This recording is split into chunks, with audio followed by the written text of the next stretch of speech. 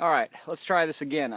Tried to record this a second ago, and my iPhone, I guess, doesn't like to be set down while it's recording. It must be some new thing with the new iOS, you know, stop recording if somebody sets it down. But had to set it down to clean off what I was doing here.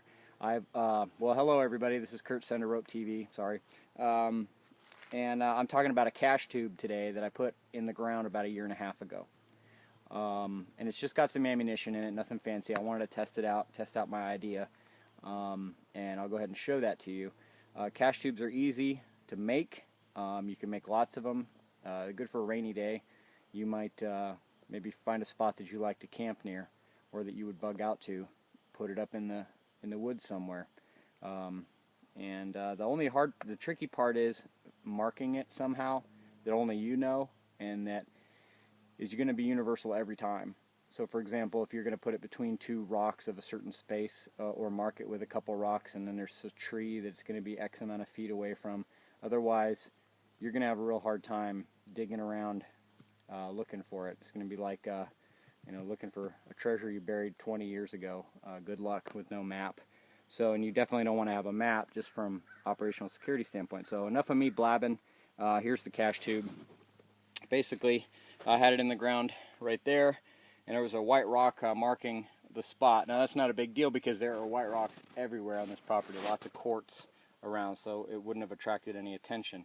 But I did have initially a little trouble finding it. I knew I'd placed it between, almost equally between two things, and I'm not going to tell you what those are, but in any case, there it is. And so what I did was I just took a standard piece of pipe, and you can get these in short lengths. You don't have to buy, you know, 30 feet of this stuff at the hardware store. You can get this in a short length. So bought this in a short length, cut it down to the size I needed. I didn't want it too long because I knew I was going to have to bury it, and I didn't want to have to dig a lot. Put one of these pressure caps. These are test caps that you can buy.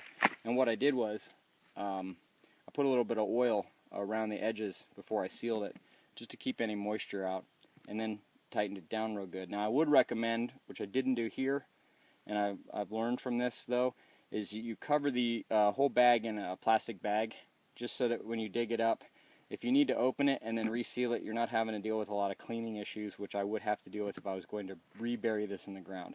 And I'm not, because I'm actually taking it to move it to somewhere else, because we're not using this property as much. It's not really a bug out spot, because we do a little too much stuff out here, and it's a little too well known.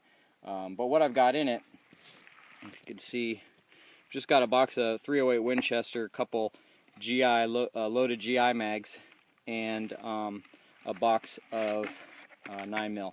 Now what I did was, you see I've got these steel cased bullets in here. I did that intentionally because I wanted to see how well this held up moisture wise. Was it going to a lot of moisture in there?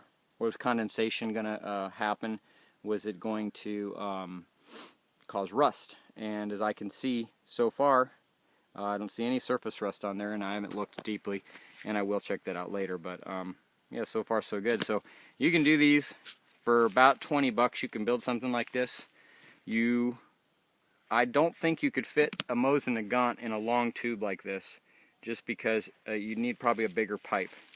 But anyway, I mean, there's lots of videos about stuff like that. So thought this would interest you. Hope it helps. Bye.